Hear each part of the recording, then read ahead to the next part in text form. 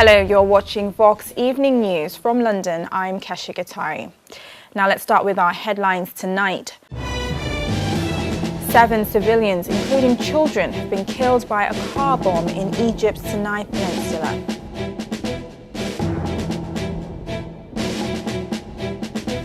"278 migrants rescued off Tripoli as they tried to reach Europe.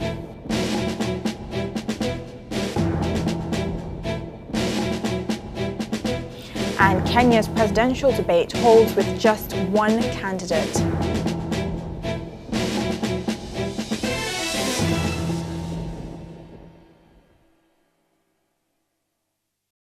Seven civilians, including 2 young children, were killed by a car bomb that exploded at a security checkpoint in Egypt's Sinai Peninsula on Monday. The military said it intercepted the vehicle at the checkpoint near the city of Arish, the capital of the North Sinai province, and tried to contain the expected blast by running over the car with a tank.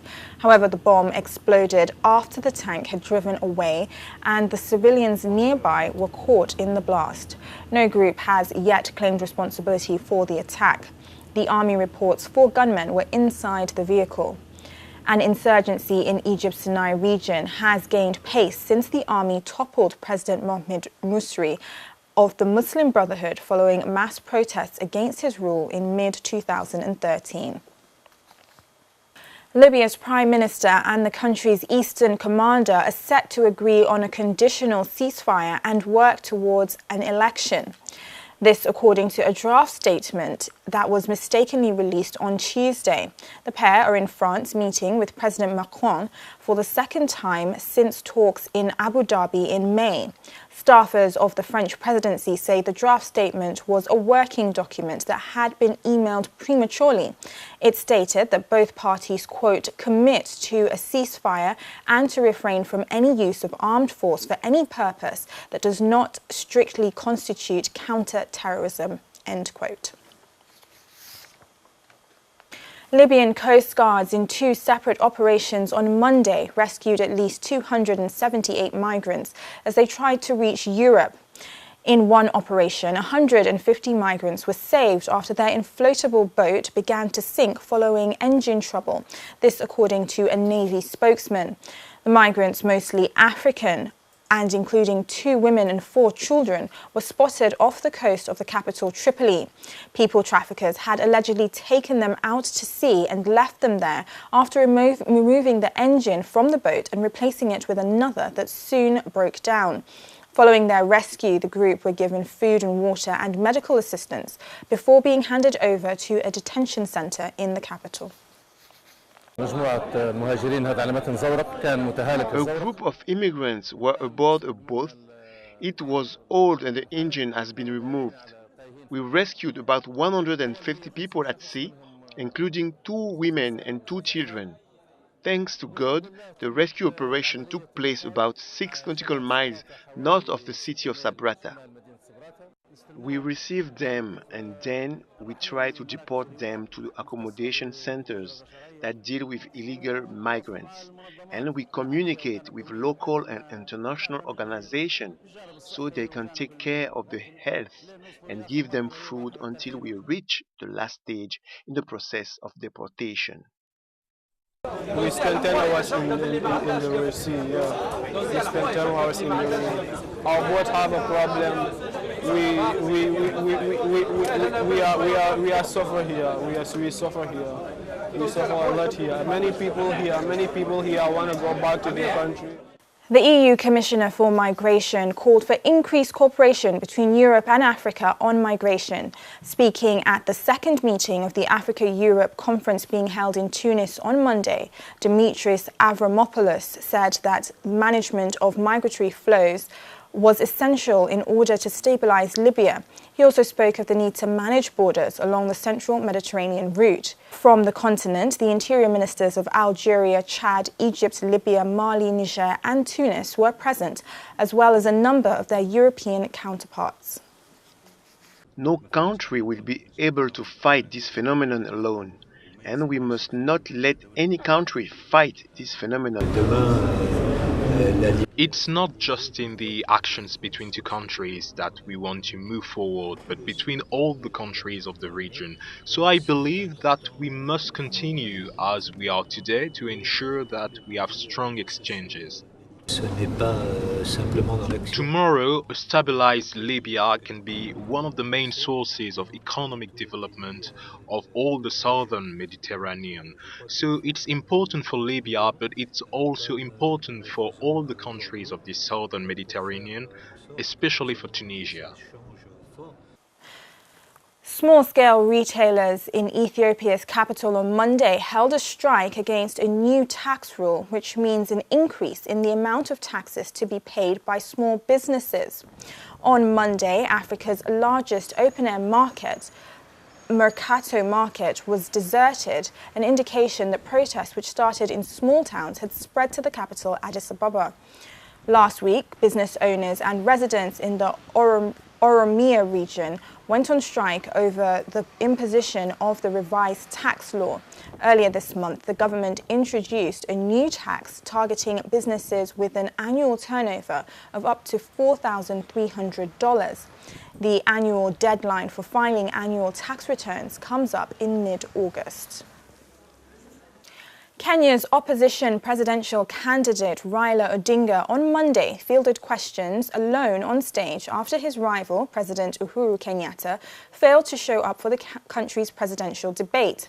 Mr. Odinga of the National Super Alliance Coalition said his top priorities, if elected, would be to lower food and rent prices and tackle youth unemployment. The office of the president gave no explanation for his absence. On Sunday, Mr. Kenyatta answered questions online and pledged to create 6.5 million jobs in the next 5 years if re-elected, adding that his administration would continue to invest in infrastructure, education, training, small-scale businesses and a high-tech economy. I have traveled around this country over the last 1 month in the campaign, and Kenyans are hurting. Majority of Kenyans are hurting seriously. The cost of living has gone up very seriously. This is my 4th time running, correct?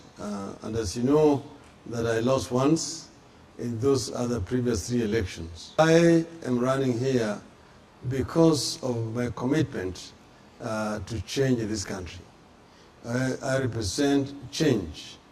A prominent opposition politician in Tanzania has been charged with using abusive language against the president after he allegedly called him a dictator and accused him of making government appointments based on favoritism and nepotism. Tundu Lissu of the main opposition Chadema party has been in police custody since Thursday after a video of him purportedly making the comments was widely circulated on social media. He's due to make a second court appearance on Thursday to press for bail. In court on Monday, the prosecution said Mr. Lissu should be refused bail as he has reportedly made seditious remarks. However, his lawyer denies this, arguing that the allegations against him are unproven. President Magufuli has been increasingly accused by his critics of intolerance since he won elections by a landslide in 2015. Gold miner Acacia has been hit by a $190 billion bill for unpaid taxes to Tanzanian authorities. The demand follows a finding by government-appointed committees that the firm was operating illegally and had understated its gold exports. The company says it has declared all material products and paid royalties and taxes in full. The bill consists of a $40 billion in alleged unpaid taxes and a further $150 billion of penalties and interest owed. Earlier this month, Tanzania passed 2 new mining laws that contain sweeping changes to the legal and regulatory framework of the mining industry. An export ban on gold and copper concentrate exports have been in force since March. Britain's anti-fraud regulator has opened an investigation into suspected corruption in Australian-British miner Rio Tinto plc's business conduct in the Republic of Guinea. In a statement on Monday, the Serious Fraud Office announced the probe into the company, its employees and others associated with it. Rio Tinto is one of the world's largest metals and mining corporations. In November, it said it had become aware of emails that referred to unexplained payments of $10.5 million in connection with the Sinandu iron ore project in Guinea. The company has pledged to fully cooperate with the Serious Frauds Office and any other relevant authorities. Guinea's Mines Minister Abdoulaye Magasubua said he would not comment on a judicial matter, especially at this stage.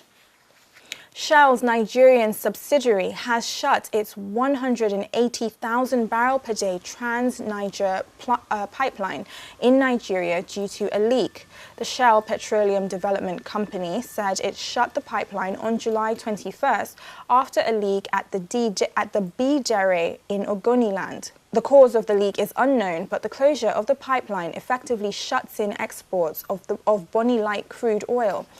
August exports of Bonny Light had originally been planned at more than 200,000 barrels per day.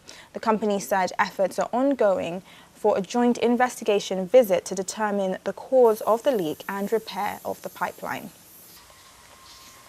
The Norwegian Refugee Council has warned food crisis in northeastern Nigeria is expected to deteriorate between now and the end of August.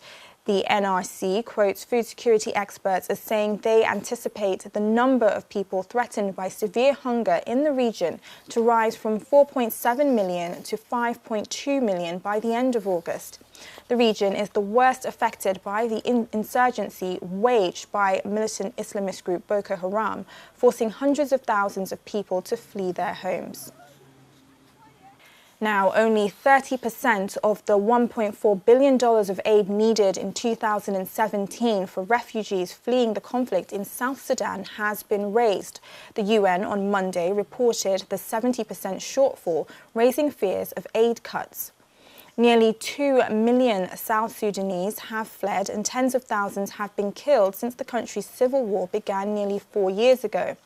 In May, the United Nations said it needed $1.4 billion this year alone to help people who have sought refuge in Uganda, Sudan, Ethiopia, Kenya, the Democratic Republic of Congo, and the Central African Republic. South Sudan gained independence from Sudan in 2011, and the civil war erupted following a power struggle between President Salva Kiir and his former deputy, Riek Machar. My appeal is the two track. The first one is that something needs to be done to bring political solution into action in South Sudan. And the second one is to receive and to really receive resources needed to tackle the situation of refugees and IDPs. Our shortfall of 70%. We are already at the middle of the year. Middle of the year. And on top of this humanitarian crisis, along with that crisis, there is a famine. Yes. There is a famine. Yes. And there are here and there diseases. Now we have the facility to help and to provide food to those who are in South Sudan from here. But the level of food is so low that we cannot. Researchers in the United States say a trial in which American teenagers used a vaginal ring to prevent HIV infection has proved successful.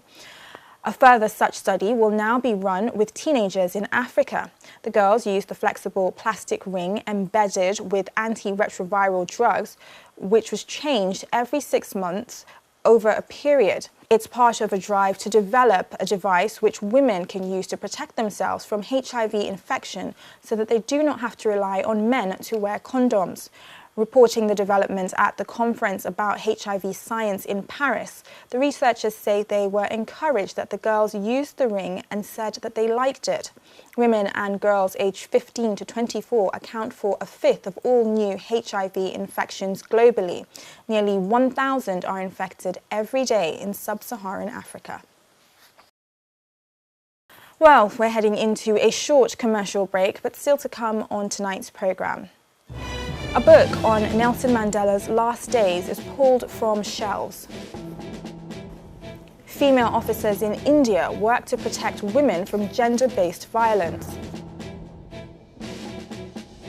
And we have an update from the Francophonie Games in Ivory Coast.